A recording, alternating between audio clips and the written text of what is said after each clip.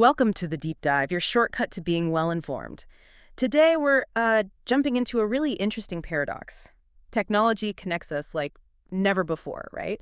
But it also kind of exposes us to completely new types of conflict, new ways of acting together. You probably feel more plugged in than ever, but maybe also, well, let's be honest, a bit overwhelmed by all the information, and crucially, the misinformation out there. That's a great way to put it. And our mission for this deep dive is really to unpack how social media has become this powerful double-edged sword. On one hand, yeah, it's an amazing tool for grassroots movements. They can mobilize, express who they are. But the other side, it's a battleground, a real strategic space for state-sponsored disinformation, for controlling the story. Okay, so to help us make sense of this really complex picture, we've looked at some fascinating sources. We've got a master's thesis on Nigeria's #EndSARS movement, really compelling stuff. Then there's an analysis focusing on information war tactics, specifically in the Israel conflict.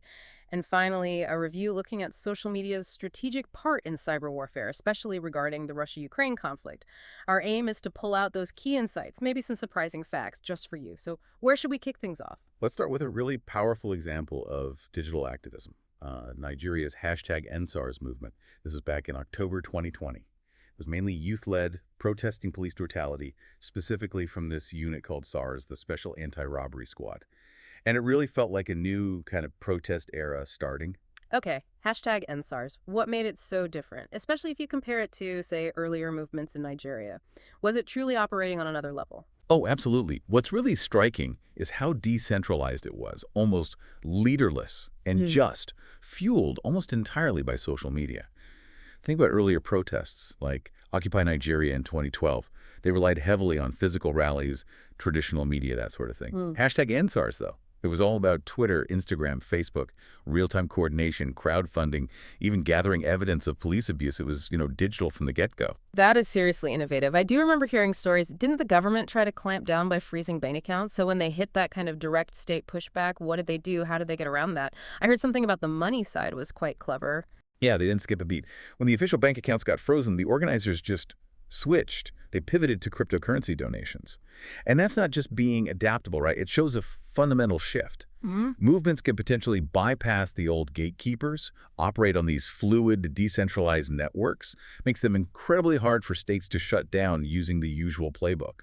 And this digital savviness went beyond money, too. Volunteers used Telegram, Facebook groups to coordinate everything: legal aid, medical help, even getting food to protesters. Wow, that's resilience defined. Okay, so beyond the tactics, you mentioned it built a new kind of identity. How did social media help forge that shared feeling, that unity across Nigeria's usual divides? It was incredibly powerful. Lots of participants called it a civic awakening for their generation, this digitally native group. We heard from interviewees who talked about feeling this unprecedented unity, people coming together across ethnic lines, regional lines, religious lines, because they felt they had a common enemy, There a you go. shared struggle. Yeah. And this term emerged, the Sorosok generation. It's Yoruba for speak up. It wasn't just a hashtag. It symbolized this whole group of young, digitally aware, politically engaged Nigerians. And you had figures like False the artist, Mr. Macaroni the comedian, Aisha Sufu the activist. They really amplified the message, gave others courage to step up. It sounds like personal stories, raw emotion were really at the heart of it all. Can you tell us more about that? How did that emotional storytelling work? Yeah, the emotional core was often ignited by these incredibly personal accounts of police brutality. You had viral content, live streams, people sharing testimonies. It just generated this wave of outrage, but also empathy. Like one person we read about saw a young guy shot dead just for refusing a bribe. Another talked about reading these Twitter threads of people who lost someone to SARS. Suddenly, this abstract idea of brutality becomes intensely personal. It's something you just can't ignore anymore. And this shared feeling, this emotional connection, created what some scholars call effective publics. Networks basically bound together by shared emotion. Effective public. So if that emotional vulnerability is a political strength, does it also make these groups, these effective publics, more vulnerable to manipulation, to emotional games from the other side? That's a really sharp question. And it leads us right into the darker side of all this, information warfare. Because social media, yeah, it empowers grassroots movements, but it's absolutely become a strategic battlefield in conflicts today. I mean, NATO itself has declared cyberspace an operational domain, a battlefield. And we've seen countries like Russia develop, well, pretty sophisticated cyber capabilities over the years. Think back to the attacks on Estonia in '07 or hitting Ukraine's power grid in 2014-2015. So disinformation isn't just noise online. It's actually being used as a weapon, a strategic tool to sway public opinion, especially when it's hard to check facts on the ground. And now with AI developing so fast, creating super realistic fake photos and videos, deep fakes as we call them, is getting disturbingly easy. How does that complicate things for maybe citizen journalists trying to report what's really happening? It's a massive challenge. Citizen journalism can be invaluable, giving us those direct on-the-grounds accounts. But it also carries this huge risk of what some call media slippage. That's when false or unconfirmed stuff just spreads like wildfire online, often way faster than any correction can catch up. That pressure to be first, to break the story, can actually end up fueling the very problem you're trying to fight. We saw some truly jarring examples during the recent Israel conflict, didn't we? Can you walk us through a couple of those just to illustrate how this plays out? Definitely. Uh, Remember the Gaza hospital explosion? The initial reports, unverified, claimed an Israeli strike killed hundreds. Global media outlets ran with it big time, Uh-huh. sparked protests. Only later, after investigations, was the blast attributed to Islamic Jihad. The New York Times even had to publish an editor's note, admitting their early coverage gave readers the wrong impression about what was actually known. And it wasn't just that one huge story, was it? There seemed to be a flood of viral videos completely taken out of context. Yes, exactly. Total flood. There was that video claiming to show U.S. Marines landing in Israel. It was actually from Romania, filmed in 2022. A clip of Kim Jong-un supposedly blaming Biden for something. That was from 2020, with fake subtitles slapped on. Then the Emir of Qatar supposedly threatening Europe's gas supply. That clip was 6 years old, completely misrepresented. Even TV stations got caught out. Romanian TV showed footage labeled Gaza bombings that turned out to be fireworks in Algeria. It's just this constant stream of manipulated or fabricated content. And sometimes it wasn't even video, just straight up fake reports. Like that bogus BBC story claiming Ukraine sold weapons to Hamas. That got, what, over 100,000 views on Telegram? Yes, a classic disinformation tactic. Try to link unrelated conflicts, confuse the narrative. But maybe even more disturbing, honestly, is when they deny real events, real suffering. We saw actual victims of the conflict being dismissed online as dolls or crisis actors. Yeah. It happened with that Palestinian baby, Mohammed Hani al-Zahar. It happened with 2 Israeli teenagers whose parents were killed by Hamas. Their testimony was just brushed off as acting.